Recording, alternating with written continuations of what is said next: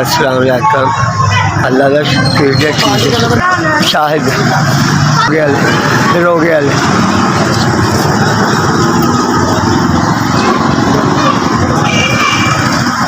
लाभ के अंदर 200-300 250 बार 6 बच्चे 4 तियाँ 2 पुत्र किराया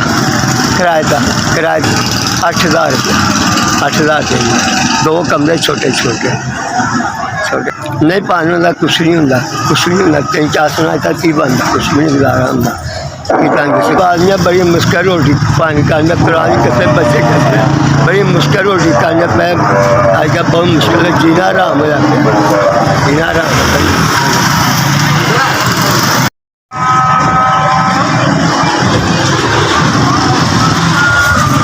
अज मेहरबानी की मैं राशन दिता गरीब तक मेरा आसान किया गरीब का अल्लाह किया बहुत मेहरबानी।